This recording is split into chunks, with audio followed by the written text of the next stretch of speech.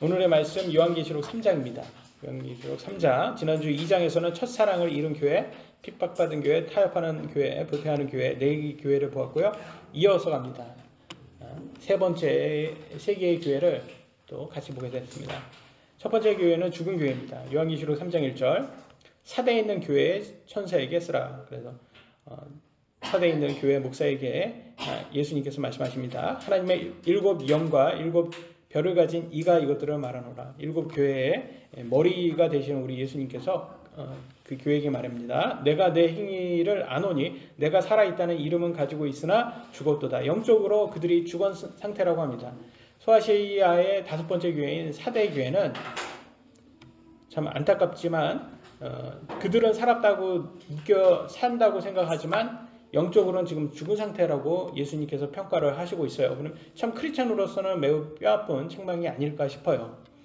그래서 아마 사대교회는 이 세상적으로는 인정받는 교회였을 수도 있어요. 상당히 명성도 있고 오히려 대형교회에 있을 수도 있습니다. 그렇지만 예수님께서는 별로 좋게 평가하지 않았습니다. 솔로몬 성전처럼 높은 건물을 보면 그 장엄함에 녹아서 하나님의 도움 없이는 절대로 저렇게 큰 건물을 세울 수 없다라고 인간은 생각하기 쉽습니다.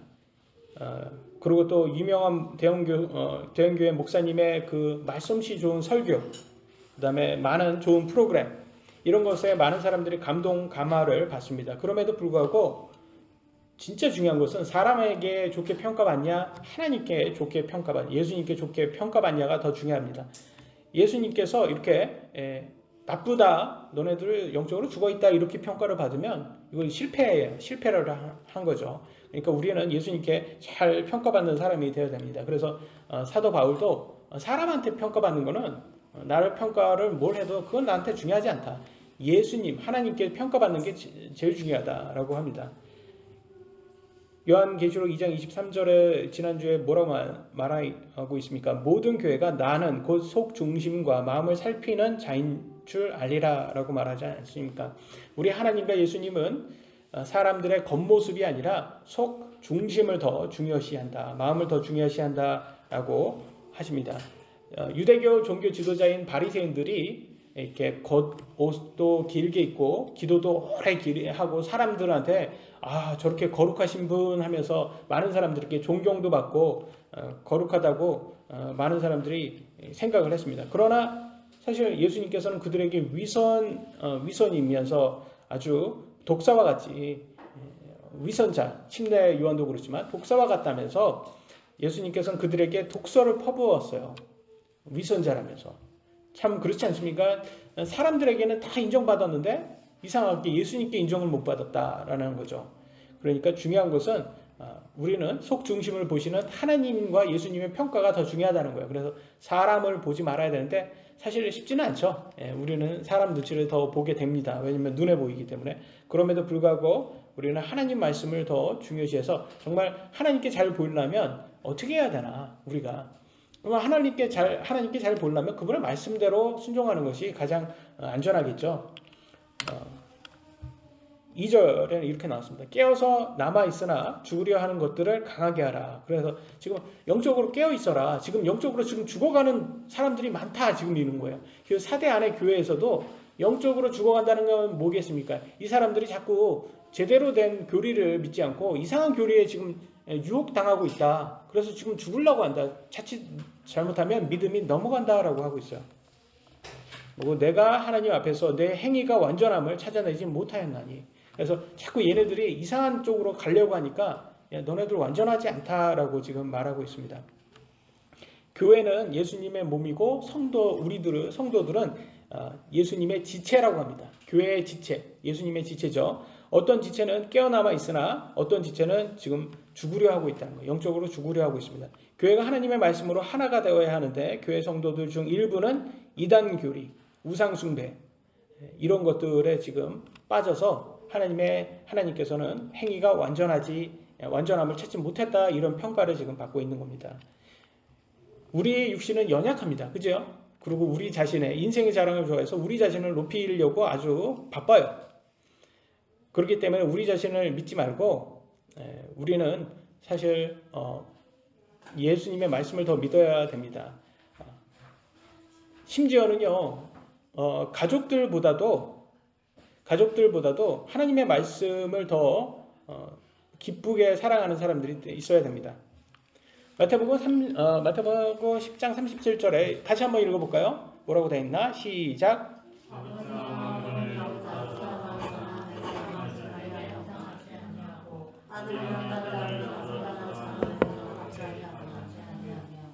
아멘. 그 말은 뭐겠습니까? 우리가 사랑하는 가족들보다도 하나님을 더 사랑해야 된다는 거예요. 그래야지 합당하다는 거예요. 이거 쉬운 일 아닙니다. 그죠? 어떻게 가족보다 더 사랑할 수 있을까? 우리 하나님을. 그 말은 하나님의 말씀을 가족들의 말보다 더 우선순위로 두라는 거예요. 그러니까 우리가 어떻게 보면 가족들에게 잘 보이려고, 특히 믿지 않는 가족들을 위해 그들의 말에 동의를 하는 경우가 종종 많습니다. 그러나 그럼에도 불구하고 우리는 분명하게 그들의 말보다는 하나님의 말씀을 더 우선순위로 둬야 된다는 것을 알 수가 있습니다. 마태복음 22장 37절 38절에도 같은 맥락입니다. 예수님께서 그에게 이르시되 너는 내 마음을 다하고 혼을 다하고 생각을 다하여 주 내 하나님을 사랑하라. 이것이 첫째가는 큰 명령이요. 그래서 제 가장 큰 명령은 하나님을 혼을 다하고 생각을 다하고 마음을 다하고 해서 가장 사랑하는 게 중요하다. 사실 우리가 돈을 참 좋아합니다. 그렇지 않습니까? 돈을 참 사랑하는데 돈 좋아하지 않는 사람 있습니까? 없죠. 다 돈을 좋아해요. 근데 그럼에도 불구하고 돈보다는 하나님을 더 좋아해야 되는 거예요. 왜냐하면 돈의 유혹에 빠지면 고생을 정말 많이 하게 됩니다. 그래서 디모데전서 6장 10절에도 그 경고를 하고 있습니다. 돈을 사랑함이 모든 악의 뿌리이니 어떤 자들은 돈을 탐내다가, 그러니까 하나님께서 주신 것 이상으로 탐내다가 믿음에서 떠나, 믿음을 버리고 떠난답니다. 세상으로 돌아가서 잘못하고 많은 고통으로 자기를 찔러 꿰뚫었도다. 이 말이 뭐예요? 부작용이 너무 심한 거예요. 죄를 섬기는 걸로 돌아갔더니 죄에 대한 부작용이 너무 심하게 됐다라는 겁니다.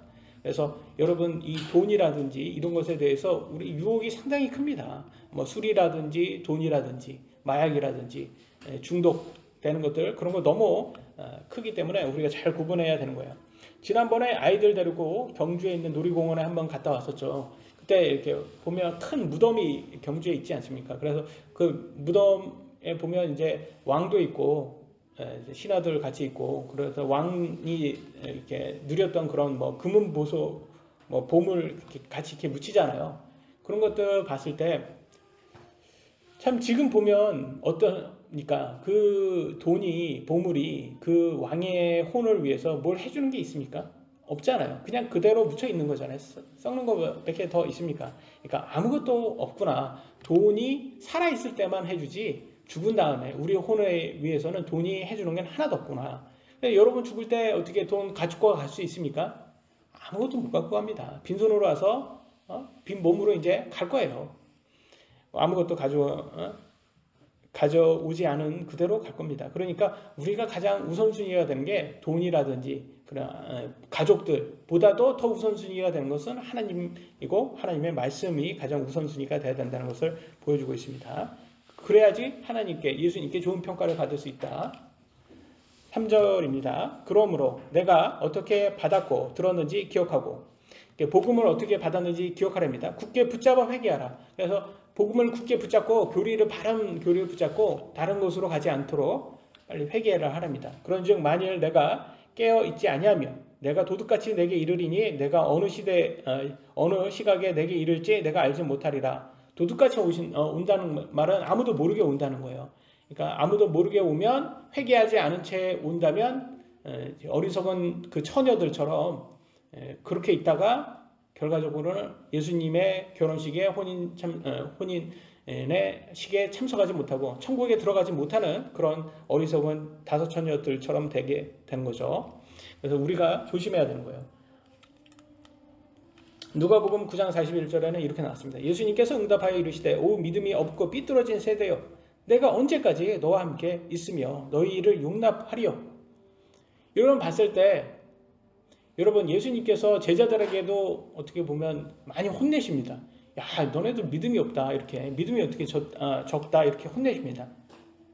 이거 혼내실 때 어떤 제자들은 우리 예수님 이렇게 좀 너무 좀 악담도 하고 이렇게 너무 좀 스파르타식으로 너무 강하게 하신다 이렇게 느껴질 수도 있어요. 그리고 또 어떻게 매정하다 이렇게 느껴질 수도 있어요.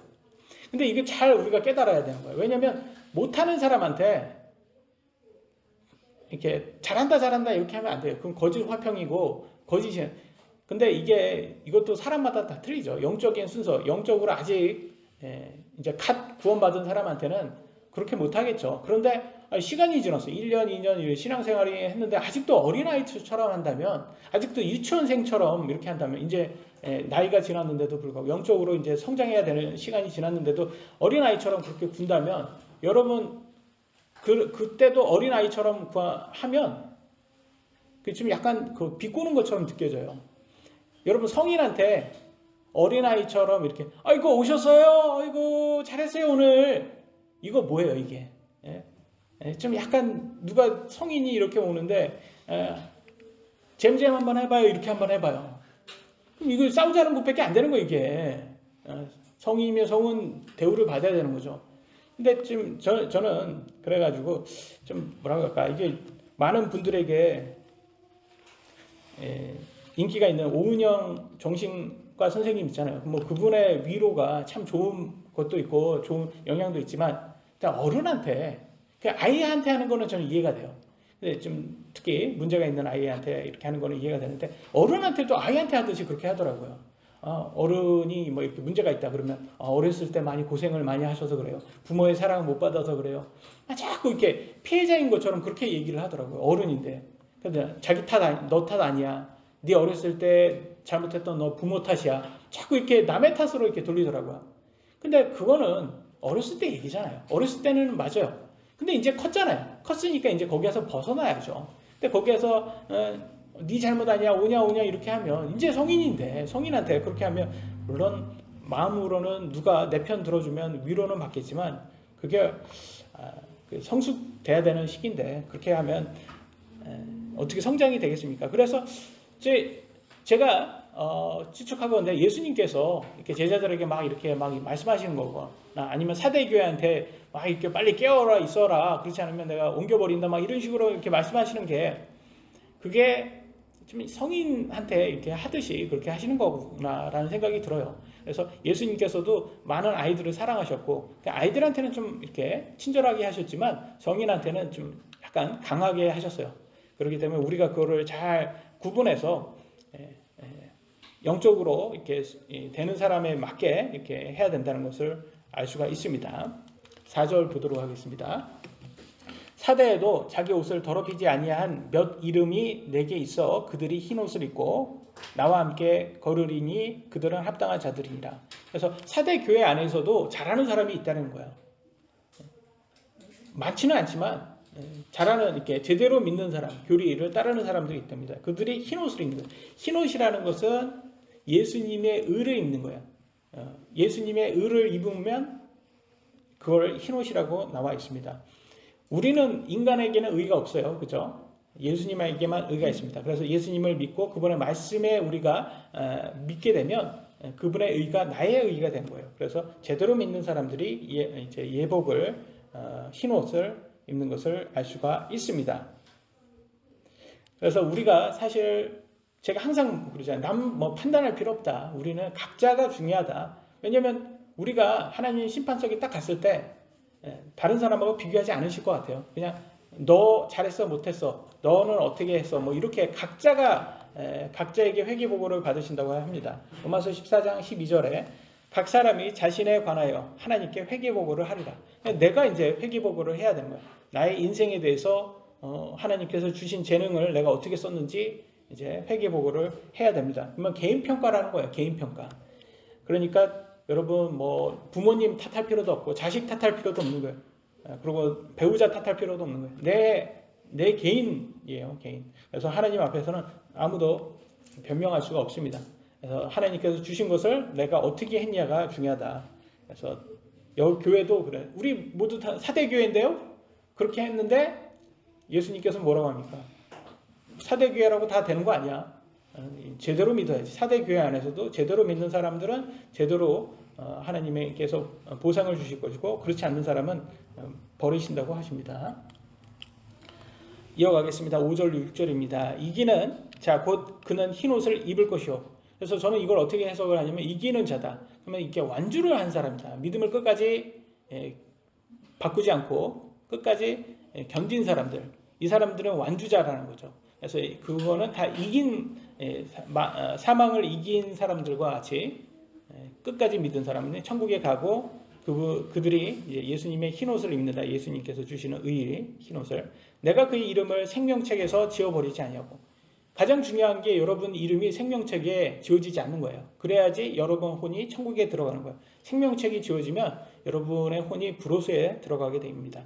그의 이름을 내 아버지 앞과 그분의 천사들 앞에서 시인하리라. 여러분 이렇게 하나님 앞에서 이렇게 심판석에 딱 가면 제 생각에는 아무도 말을 못할 것 같아요. 우리는 그냥 말벙어리가 된 것처럼 우리가 대변을 못하는 것 같아요. 왜냐하면 그 장엄함에 우리가 눌려가지고 무서워서 아무 말도 못하는 거죠. 그때 예수님이 와서 이 종은 신실한 종입니다. 제 종입니다. 이렇게 저를 잘 믿었습니다. 이렇게 예수님께서 대변을 해주시면 하나님과 천사 앞에서 이렇게 대변을 해주시면 우리의 변호자가 되시는 예수님께서 하면 그 사람은 천국에 가는 거고 예수님이 오셔서 내가 결코 이 사람 알지 못합니다. 이 악한 종아. 그러면 지옥에 가는 거다라는 것을 알 수가 있습니다. 6절 귀 있는 자는 성령께서 교회들에 말씀하시는 것을 들을지어다. 그래서 우리가 영적인 말씀을 듣는 귀가 있어야 된다. 영적 귀가 있어야 되는 거예요. 그래서 영적인 귀가 없는 사람은 마음이 단단해요. 그래서 강팍한 사람이 된다는 거죠. 그래서 강팍한 사람들은 하나님의 말씀을 딱 들으면 교회에 대해서는 나한테 얘기도 하지 마. 이 분들이 왜 그럽니까? 마음이 강팍해서 그래요. Hardened heart. 마음이 강팍해서 그냥 듣고 싶지 않은 거예요. 그래서 안타깝지만 그분들은 정말 귀하신 분들인데 그럼에도 불구하고 우리가 계속 기회가 될 때마다 복음을 잘 전해서 그들이 들을 수 있게 마음이 부드러워질 수 있도록 소프트 될 수 있도록 우리가 복음을 전해서 그들도 생명책에서 이름이 지워지지 않도록 우리가 노력을 해야 됨을 알 수가 있습니다. 두 번째 교회를 보도록 하겠습니다. 신실한 교회입니다. 7절 필라델피아에 있는 교회에 천사에게 쓰라. 필라델피아 목사에게 전하랍니다. 거룩한 이 진실하신 이 다윗의 열쇠를 가진 이가 이것들을 말하노니 그가 열면 아무도 닫지 못하고 그가 닫으면 아무도 열지 못하느니라. 그분이 누굽니까? 예수님이죠. 예수님이 천국의 문을 열면 천국에 들어가는 사람은 천국에 들어갈 것이고 아무도 그걸 컨트롤할 수 없는 거예요. 예수님만 컨트롤할 수 있다. 지옥의 문을 열면 지옥에 들어갈 것이고 예수님께서 그걸 컨트롤하시는 분이다 라는 것을 알 수가 있습니다.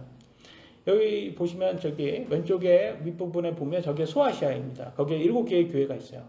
그래서 오늘 우리가 지난주에 이어서 오늘까지 공부하는 이 7개의 교회인데 이제 필라델피아 또는 빌라델피아라고 나와 있습니다. 6번째 교회죠.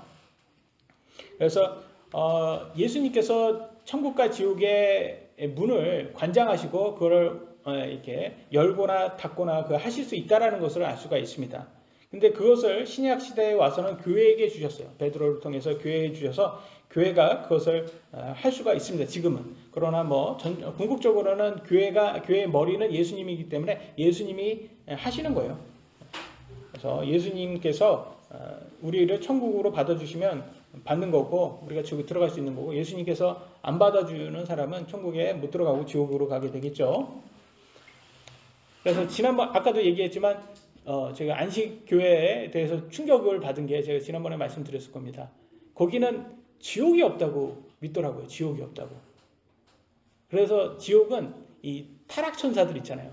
마귀들만 가는 거라고 합니다. 그래서 저는 궁금증인 거예요. 지옥이 없다고 믿는다? 그러면 왜 성경에서는 이렇게 열심히 우리한테 예수님을 믿고 구원받아라. 아니 지옥이 없는데 왜 구원이라는 게 어디 있어요? 이거 구원이라는 그 자체가 없어져 버리는 거예요. 근데 성경에서는 바울이 뭐라고 합니까? 예수님의 부활이 없으면 우리는 이 세상에서 가장 비참한 사람들이다.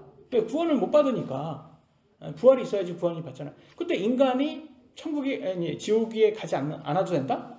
그러면 구원 자체가 없어지게 되는 거예요.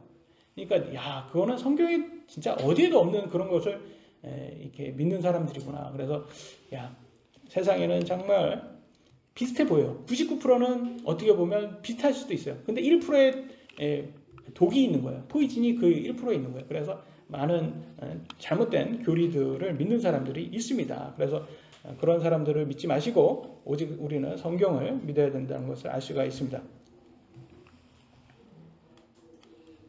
우리가 지금 8절에 읽었나요? 8절은 안 읽었네요. 8절에 들어가야 되겠습니다. 8절 읽겠습니다. 내가 내 행위를 아노라. 예수님께서 필라델피아 교회를 이제 인정해 주십니다. 보라, 내가 내 앞에 열린 문을 두었으니 아무도 그것을 닫지 못하리라. 그래서 예수님께서 문 열면 다 천국에 들어가고, 만약에 지옥의 문을 열면 지옥으로 들어가겠죠. 그거를 예수님만이 이제 그거를 열고 닫을 수 있다라고 말씀하십니다. 내가 적은 힘을 가지고도 필라델피아 교회는 그렇게 뭐 대단한 교회는 아니었나 봐요. 적은 힘이라고 해서 작은 교회일 수도 있고 굉장히 큰 그런 세상적인 힘이 있지는 않았던 것 같아요. 내 말을 지키며, 그럼에도 불구하고 예수님 말씀을 잘 지켰답니다. 내 이름을 부인하지 아니하였도다. 세상에서 뭐 그때 당시에는 이제 예수님 믿지 말라고 이렇게 했겠죠. 그럼에도 불구하고 예수님을 잘 믿었다고 합니다. 그래서 필라델피아 교회는 정치적으로나 사회적으로나 영향력이 뛰어나지 않은 힘이 적은 교회였다. 그럼에도 불구하고 거짓 교리에 속지 않고 잘 믿었다. 그래서 이렇게 칭찬받는 교회가 되죠. 그래서 우리도 이런 교회가 되어야 된다는 것을 알 수가 있습니다. 9절, 보라, 사탄의 회당에 속한 자들 곧 스스로 유대인이나 하나 유대인이 아니고 거짓말을 하는 자들이 있는데, 정말 사탄의 회당이 누구냐? 지금 유대교인들이 지금 이때 당시에는 사탄의 역할을 지금 맡아서 했다는 것을 알 수 있어요. 예수님을 못 믿게 하는 대표적인 사람들이 바로 유대인들이었습니다. 보라, 내가 그들이 와서 내 발 앞에 경배하게 하고 내가 너를 사랑한 줄을 알게 하리라. 그러나 그들은 결과적으로는 나중에 어떻게 되냐? 이 사탄을 지지하고 오히려 예수님을 믿는 사람을 핍박했던 사람들은 다 예수님 발 아래 들어와서 우리 성도들인 우리들 발 앞에도 경배하게 될 것입니다. 그래서 참 안타깝지만 이 유대인들이 2000년 전에는 예수님을 가장 괴롭혔던 게 유대인들이었어요. 근데 그리고 예수님을 십자가에 못 박았죠. 영적으로 눈이 멀고. 근데 그들에게는 하나님께서 무슨 벌을 주십니까? 그렇게 예수님을 안 믿으니까. 그러면 너네들 그냥 나라 없이 그냥 떠돌아다니고 이방인들에게 짓밟힐 거야 너네들. 그렇게 하셨습니다. 누가복음 21장 24절, 또 그들이 칼날에 쓰러지고 모든 민족들에게 포로로 잡혀가며 예루살렘은 이방인들의 때가 찰 때까지 이방인들에게 짓밟히리라. 이방인들에게 짓밟혔잖아요. 지금 2000년이나 나라 없이 그렇게 돌아다니고 1948년도에 지금 이스라엘이 독립됐어요. 그래서 지금 하마스 그 사람들하고 지금 열심히 싸우고 있지 않습니까? 근데 그랬을 때 보면 이게 지금 저는 이게 마지막 때를 준비하고 있구나라는 것을 알 수 있습니다. 왜냐하면 우리가 지금 눈이 멀었잖아요. 지금은 눈이 멀어서 예수님을 메시아로 믿지 않지만 이들이 만약에 눈을 뜬다면 그 이방인들한테는 끝을 얘기하는 거예요. 교회 시대는 이제 끝나는 거예요. 다시 하나님께서는 이스라엘을 다시 사용하실 거예요. 그래서 우리가 그때까지 이방인의 수가 찰 때까지만 우리는 사용되는 거예요. 그래서 이방인인 우리들은 잘 지혜롭게 생각을 해야 됩니다. 팔레스타인이 생각이 갑자기 안 났네요. 팔레스타인이 지금 이스라엘하고 같이 싸우는데 나중에는 제 생각에는 팔레스타인뿐만 아니라 미국, 연합군, 모든 군까지 나중에 이스라엘을 만약에 적대시하게 된다면 어떻게 하겠습니까? 그때 그들이 이제 다시 깨어나고 그러면 이방인의 시대는 끝나게 되고 다시 하나님께서는 이방인들이 아니라 유대인들을 사용하게 됩니다. 10절에 보겠습니다. 내가 나의 인내의 말을 지켰은즉, 필라델피아 교회죠. 나도 너를 지켜 시험의 시간을 면하게 하리니 그것은 곧 앞으로 온 세상에 임하여 땅에 거하는 자들을 시험하는 시간이라. 이 시험의 시간은 언제로 판단됩니까? 7년의 환난 시대로 지금 판단됩니다. 시험의 시간. 그래서 이때는 사실은 누구를 시험하는 거예요? 이 시험의 시간은 이스라엘인들을 시험하는 거예요. 이 7년 동안. 그래서 신천지가 그렇게 좋아하는 14만 4천 명이 이스라엘인들이에요. 다 이스라엘인들입니다. 그들을 통해서. 근데 신천지 얘네들은 예수님의 12제자로 지파를 나누더라고요. 너무 웃겨가지고 야, 진짜 이건 뭐 북한도 아니고 성경 가지고 아주 자기네들 마음대로 그렇게 이렇게 마음대로 해석을 해가지고 그렇게 하더라고요. 그래서 이스라엘 백성들을 이제 7년 동안 이렇게 14만 4천 명으로 해서 많은 사람들을 복음을 전한다고 합니다. 그때 쓸 때 그러면 교회는 어디 있냐? 교회 시대가 끝나면 이 교회는 어디 있냐? 교회는 제대로 된 교회는 휴거가 돼가지고 공중에서 예수님 만나고 우리는 천국으로 들어가게 되는 거예요. 그러면 7년의 환난에서 어떻게 돼? 면하게 되는 거예요. 7년의 환난을. 그러니까 그러기 위해서는 뭐예요? 지금 잘 믿어야 된다는 거예요. 지금 바르게 믿어야지 이게 면하게 되는 거예요. 7년의 환난을 피하는 방법은 지금 잘 믿어라. 그게 중요한 거예요. 지금 잘 믿지 않으면 7년의 환난을 이렇게 통과해야 된다는 거 하면 사실 여러분 생각 한번 해보세요. 7년의 환난이 여기 들어갈 수 있어요? 여기? 우리 믿음 가지고 이거 들어갈 수 있어요? 이거?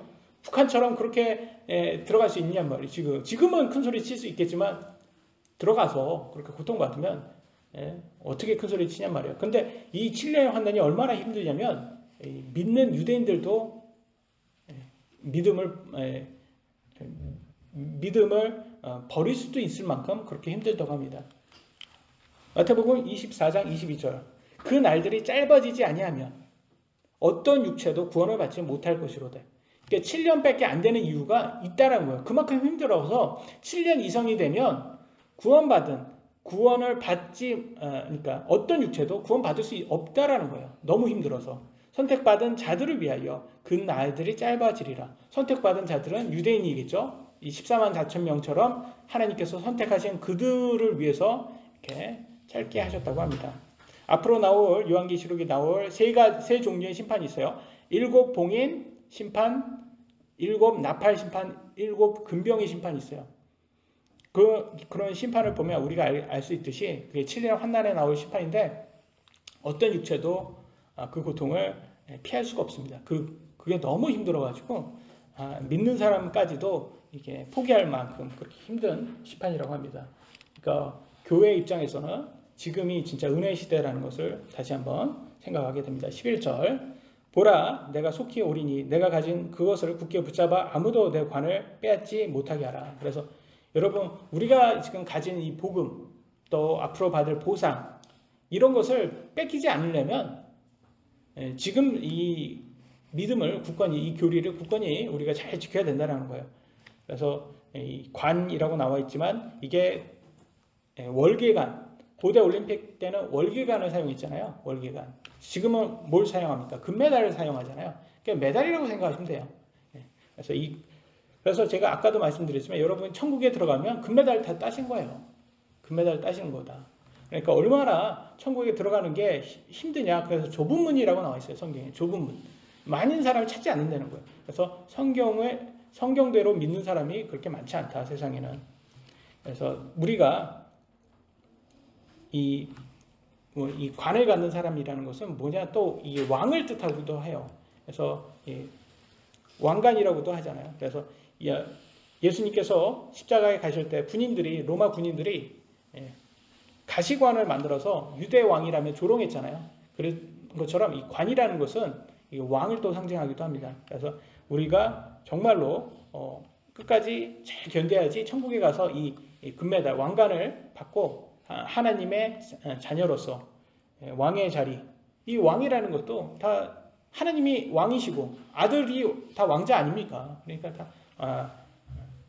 로얄 패밀리가 되는 거야. 로얄 패밀리. 그러니까 얼마나 이 특권입니까? 그래서 이 특권을 하기 위해서는 끝까지 잘 견뎌야 된다고 계속 나와 있습니다. 12절 13절 이기는 자는 내가 내 하나님의 성전에서 기둥이 되게 하리니 그가 다시는 나가지 아니하리라. 그래서 끝까지 잘 견뎌서 이겨야 된다고 합니다. 그래서 여러분 우리 첫째 아들을 보면 집안의 기둥이라고 하잖아요. 아니면 또 자식들 중에서 자기 이름을 부모님의 이름을 명예를 높인 사람들은 우리 집안의 기둥이라고도 이렇게 얘기하지 않습니까? 그런 것처럼 오히려 성전 하나님의 성전의 기둥이 되는 거예요. 우리가 끝까지 잘 해야지. 우리 우진이가 자기가 집안의 기둥이라고 합니까?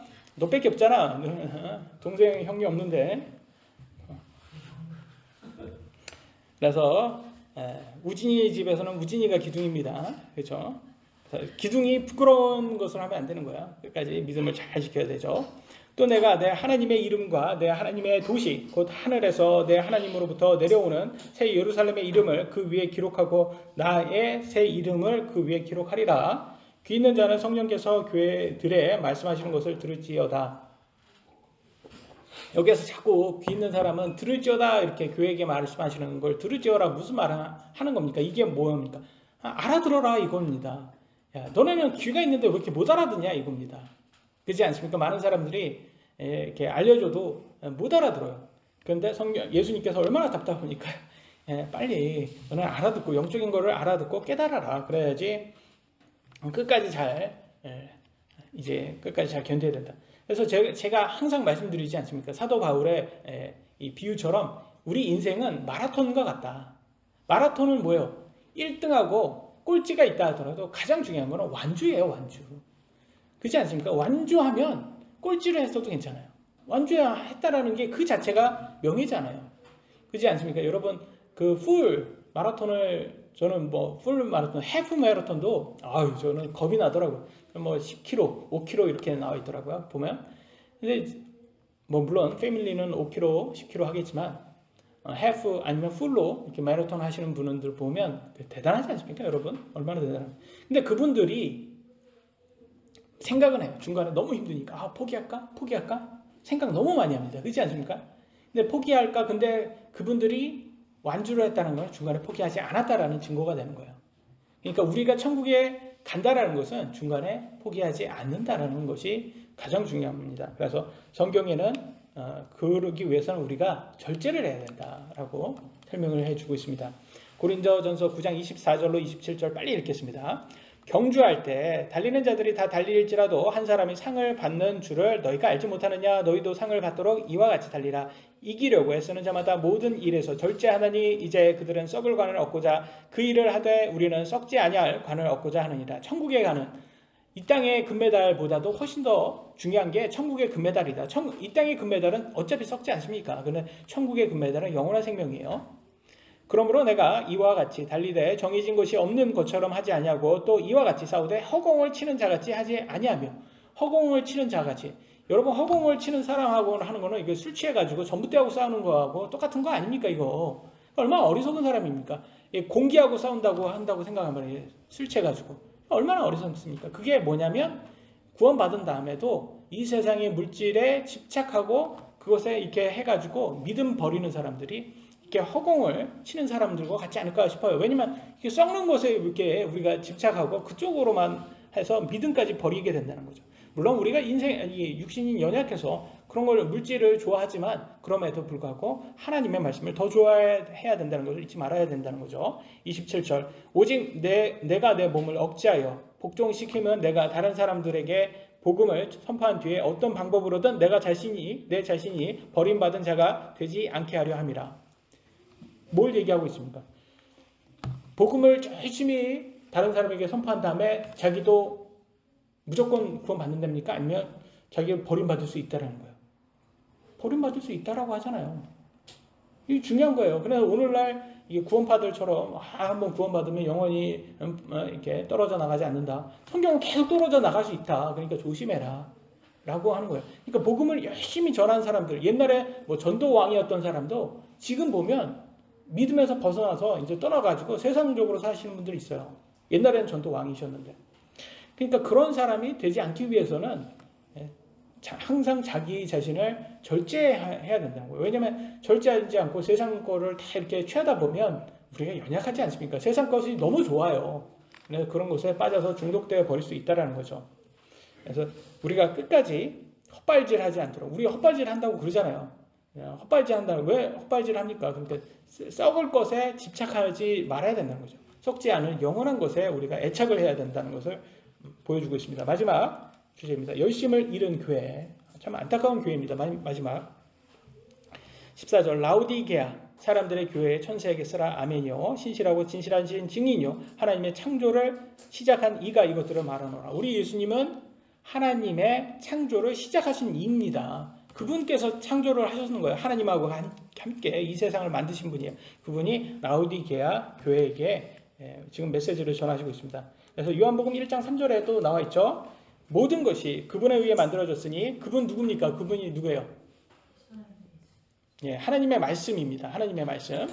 그래서 말씀이셨던 분이 뭐 신약에서는 예수님이셨고 그 전에 구약 시대 때는 세상이 창조할 때는 말씀으로 계셨어요. 그분이 하나님과 함께 세상을 다 만들어주셨어요. 만드셨으니 만들어진 것 중에 그분 없이 만들어진 것은 하나도 없었더라라고. 그러니까 하나님의 말씀 없이 만들어진 거는 하나도 없어요. 뭐 그잖아요. 하나님께서 이렇게 빛이 있어라 그러니까 다 있고 다 말씀이죠. 말씀으로 만들었잖아요. 그러니까 너무 좋아요. 그래서 여러분 요즘 AI 좋지 않아요. 말하고 딱 해서 뭐라고 합니까? 시리 불 켜줘 딱 이렇게 말로 다 하듯이 우리 하나님도 야 빛이 있어라. 다 이거 얼마나 편합니까? 그리고 대단합니까? 근데 여기에서의 거는 이게 우리는 하나도 모르잖아요. 이게 우리가 말해서 이건 다 전문가가 만들어줬기 때문에 이렇게 말해가지고 되는 거고. 근데 하나님은 실제로 그 말씀으로 세상을 만들었다. 그래서 그 창조에 대해서 항상 보면 아마 보시면 아시겠지만 세상이 그러게 보세요. 진화론을 믿는 사람들 빅뱅에 의해서 45억 년 전에 지구가 만들어졌고 그건 그렇게 가다 보면 그 전에 빅뱅 전에는 세상이 어떻게 있었어? 하나도 설명 못합니다. 그 전에는. 그러니까 결과적으로는 만약에 빅뱅이 만들었다면 자연이 이 세상의 신인 거예요. 그잖아요. 자연이 만든 거잖아요. 자연이 만들면 자연을 여신으로 믿는 옛날에 사람들하고 똑같이 우상숭배하는 거잖아요. 그러니까 진화론은 자연신을 믿는 여신으로 우상숭배하는 그런 종교라는 것을 볼 수가 있습니다. 그래서 이 창조, 하나님의 이 신의 창조를 딱 빼면 과학이라는 것은 존재할 수가 없게 돼버려요. 그래서 창조일 수밖에 없게 되는 거죠. 이 라우디게아가 굉장히 부자 교회였습니다. 근데 그 부자 교회였는데 이렇게 막 부자라고 자기는 이제 부유하게 졌으니까 이제는 부족함이 없다고 막 이렇게 떵떵댑니다. 그러니까 예수님께서 너는 영적으로 아주 눈멀었어 이렇게 말하십니다. 15절 16절 내가 내 행위를 아노니 내가 차지도 아니하고 뜨겁지도 아니하도다. 나는 내가 차든지 뜨겁든지 하기를 원하노라. 그런즉 내가 이같이 미지근하여 차지도 아니하고 뜨겁지도 아니하므로 내가 내 입에서 너를 토하여 내리니 라고 말하고 있습니다. 이걸 딱 보면서 저는 그렇게 생각해요. 차지도 않고 뜨겁지도 않고 미지근하다라고 하는데 이게 미지근하다라는 것을 어떻게 해석을 하냐면 오늘날 좀 약간 구원파와 같은 모습이 아닐까. 왜냐면 좀 이게 진짜 믿는 사람 같지도 않고 믿지 않는 사람 같지도 않은 그냥 굉장히 이게 진짜 확실히 믿으려면 확실히 믿고 그리고 죄도 절제하고 그렇게 살아야 되는데 이게 세상 사람들처럼 사는데 말은 또 구원받았다고 얘기합니다. 그러니까 그런 사람들이 여기에 해당되지 않을까라는 생각이 들더라고요. 17절에 이는 내가 이르기를 나는 부자라 내가 재산을 불렸으니 아무것도 부족한 것이 없다 하면서 내 비참한 것과 가련한 것과 가난한 것과 눈먼 것과 벌거벗은 것을 알지 못하였기 때문이라. 여기에서 말하는 것은 다 영적인 거예요. 영적으로는 이들이 눈멀었는 거예요. 그래서 부자라고 괜찮다? 부자라고 하는 사람들은 어떤 사람들이냐면 여러분 복음주의자 번영복음주의자들이 이런 식으로 말합니다. 예수님 믿고 부자 되었습니다.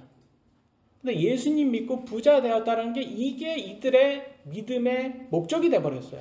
이게 잘못된 거예요. 왜냐면 예수님 믿고 예수님 말씀대로 사는 게 그게 목적이 되는 게 아니라 예수님이 중요한 게 아니라 부자가 더 중요한 거예요. 그런 번영복음자들은 실제로 제대로 믿는 게 아니라는 거예요. 그들의 복음은 돈에 있다는 거예요. 그거를 보여주는 구절이 있습니다. 디모데전서 6장 5절 마음이 부패하고 진리가 없어 이득이 하나님을 따르는 것이라 생각하는 사람들 이런 사람들이에요. 그냥 이득 나한테 부만 주면 내가 이득만 받으면 그게 하나님 믿는 거지 뭐 그거예요.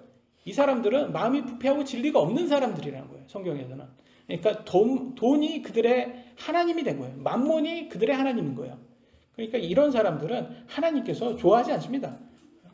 그는 바르다고 말하지 않습니다. 빌립보서 3장 19절에 뭐라고 합니까? 그들의 하나님은 그들의 배요. 라고 말합니다. 이 배, 여러분 벨리. 먹는 거. 이런 게 그게 다 돈 있어야지 먹지 않습니까? 이런 거를 위해서 자기의 그 이득을 취하는 것을 위해서 뭔지를 다 하는 이 사기꾼과 같은 그런 사람들이 되어서는 안 된다. 그래서 제가 몇 번 예를 들어줬지 않습니까? 이 강남교회, 부자교회. 돈에 눈이 먼 강남 그 사기꾼들. 이런 교회가 그 라오디게아 교회하고 비슷한 점이 있지 않나라는 생각이 듭니다. 강남교회 여자 집사 60대 신모 씨가 자신에게 투자하면 큰 돈을 벌 수 있다고 폰지 사기쳐서 같은 교회 성도들에게 537억 사기를 친 것을 이렇게 기사에서 나와 있습니다. 그러면서 이 여자가 뭐라고 했냐면 하나님이 고수익을 보장한다. 기도의 힘을 믿어라. 말은 참 잘해요. 그죠? 말은 참 잘해요. 듣기 좋잖아요. 하나님 고수익을 보장한대요. 근데 이 여자가 뭘 했습니까? 투자 받아서 돌려막기 한 거예요. 카드 돌려막기 하듯이. 그래서 이 사람한테 받아서 저 사람. 그래서 제가 그 이름을 쓰지 하고 싶지 않지만 전총조가 요즘 희대의 사기꾼이고 너무 유명해서 폰지 사기 똑같잖아요. 돌려막은 거잖아요. 결과적으로. 그래서 투자를 하나도 안 하고 그냥 돈으로 받아가지고 이렇게 돌려막기로 이렇게 사기치는 사람들이 다 또 수법이 똑같습니다. 그러니까 말을 얼마나 또 잘합니까? 이런 사람들이. 그래서 참 이게 돈이 만몬을 하나님으로 믿는 사람들에게 대한 큰 경고가 있어요. 누가복음에 나오는 부자가 어떤 모습인지 보여드리겠습니다. 12장 19절 누가복음 12장 19절로 21절 또 내 혼에게 말하기를 혼아 내가 여러 해 동안 쓸 많은 물건을 쌓아 두었으니 편하게 쉬고 먹고 마시고 즐거워하라 하리라 하였느니 나 부자니까 나 이제 다 이제 괜찮아. 나 부자니까 이제 다 이루었어. 성공했어. 이럴 때 근데 하나님께 뭐라고 하냐 20절 그러나 하나님께서 그에게 이르시되 너 어리석은 자여 이 밤에 내게서 내 혼을 요구하리니 그러면 내가 예비한 그것들이 누구의 것이 되겠느냐 하셨으니 그러니까 예수님께서 야 내가 너 오늘 지옥으로 던져버릴 거야. 그러니까 그 부자는 뭐가 됩니까? 자기가 번 거 쓰지도 못하고 남 좋은 일만 해주고 지옥 가는 거예요. 여기까지 자기는 그게 성공이고 그게 삶의 전부라고 생각했는데 알고 보니까 지옥 가는 일이었어요. 21절 자기를 위하여 보물을 쌓아두고 하나님께 대해 부요하지 못하는 자는 이와 같은 이라 하시니라. 그래서 세상의 보물을 집착하고 하나님의 말씀은 무시하는 사람들이 여기에 해당되는 그런 교회가 되지 않나 싶어요. 제가 미국에서 어떤 교회 아주 큰 대형 교회입니다. 근데 이게 미션 컨퍼런스라고 이렇게 선교 컨퍼런스를 하잖아요. 그러면 선교사가 이렇게 가가지고 이제 테이블 이렇게 하고 디스플레이라고 해가지고 그래서 우리는 어느 선교지를 가서 뭘 하겠습니다. 이렇게 사역을 하는 이렇게 디스플레이를 합니다. 왜냐하면 펀드를 해야 되잖아요. 이 리펀드라고 하나요? 그 모금 활동을 하는 거죠. 선교사들 똑같이 모금 활동을 하기 위해서는 그렇게 디스플레이를 하는 거예요. 근데 그 대형 교회는 그렇게 디스플레이 하는 그 테이블당 150불에서 200불을 받더라고요. 선교사한테. 근데 그 유명한 교회니까 많은 선교사들이 와가지고 이렇게 디스플레이를 하는 거예요. 그 150불, 200불을 내면서. 그러니까 이게 자리값 받는 거잖아요. 자리값 받고. 그러니까 제가 그걸 보면서 저는 가지도 않고 뭐 그 얘기를 듣자마자 화가 나가지고 아니 세상 사람도 하지 않는 저 짓을 저기 홍보를 누가 와가지고 하는데 만약에 중소기업에서 홍보를 하겠다고 대기업한테 부탁했는데 대기업에게 자릿세 받겠습니까? 와가지고 그냥 와서 니네 거 잘 홍보해라. 우리가 자리는 마련해 주겠다. 이렇게 하지. 대형 교회가 도와주지를 못할 망정, 지원해 주지를 못할 망정 와서 이득을 취하고 있는 거예요. 라우디게아 교회하고 똑같은 짓을 하고 있는 거예요. 근데 일반 성도들은 딱 와서 우리 교회 봤더니 미션 컨퍼라고 해서 선교사들이 많이 와서 이렇게 디스플레이도 하고 그런다 말이에요. 그러면 성도들 입장에서 뭐라고 생각하겠습니까? 우리 목사님이 이 선교 마인드, 미션 마인드가 커가지고 이렇게 선교사들을 막 이렇게 초청해가지고 이렇게 선교사들을 많이 지원하는구나. 우리 목사님 참 대단하다. 이렇게 생각하지 않겠습니까? 그리고 미션 컨퍼런스에서 이렇게 선교비로 받은 헌금은 어디다 쓰냐? 그 교회를 더 크게 이렇게 키우는 데 쓰더라고요. 그러니까 선교사들 지원하는데 안 쓰고 전혀 안 쓰고. 그래서 그걸 제가 이렇게 옆에서 봤을 때 모든 거는 하나님께서 판단하니까 제가 판단할 것도 없지만 적어도 저렇게 하지는 말아야 되겠다. 저거는 진짜 라오디게아 교회하고 똑같은 거 아니냐. 저렇게 해서 사람들 속이는 거 아니냐. 결과적으로는. 말씀없이 좋다고, 자기 말씀없이 좋다고 교주처럼 그렇게 해가지고 결과적으로 교회 크게 하고자 하는 목적이 뭐겠습니까, 여러분? 교회 크게 성공한 목사다. 어깨에 힘주려고 하는 인생의 자랑이 아니겠습니까, 그게?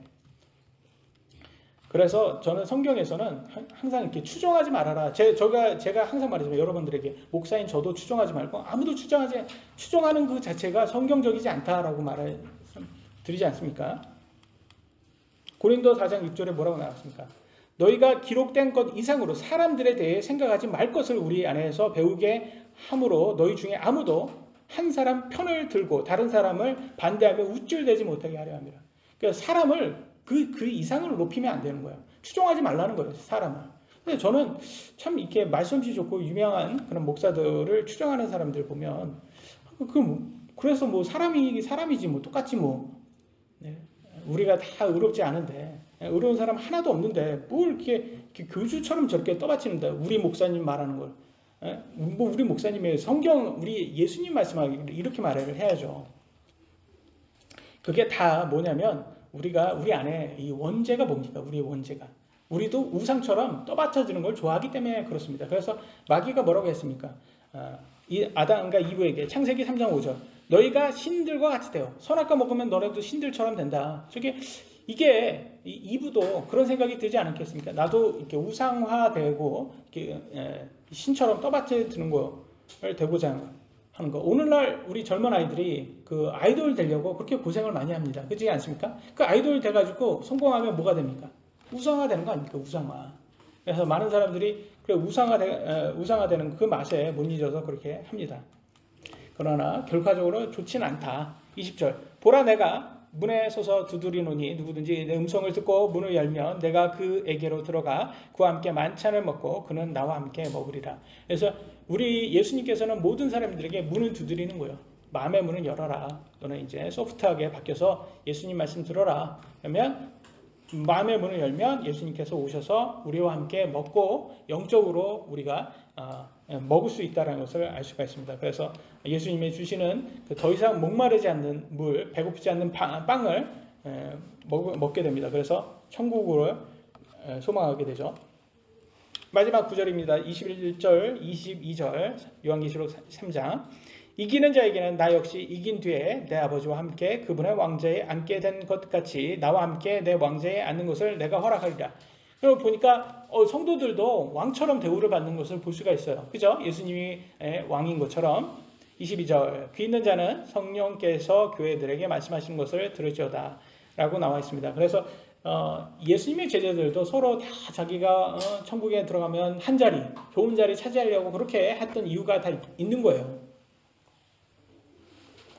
그럼에도 불구하고 이 땅에서는 성도들을 섬기는 자가 천국에는 더 높임을 받는다고 했습니다. 그러니까 중요한 것은 하나님 말씀대로 믿는 사람들은 이 땅에서는 남들을 섬기는 사람이 될 것이고 그런 사람들이 천국에서 높임을 받을 것이라 우리는 믿습니다. 그래서 우리 모두가 내 자신을 낮추고 남을 더 높이는 그리고 예수님만을 높이는 그런 성도들 되시길 예수님의 이름으로 기도합니다. 여기까지 하겠습니다. 기도하시겠습니다.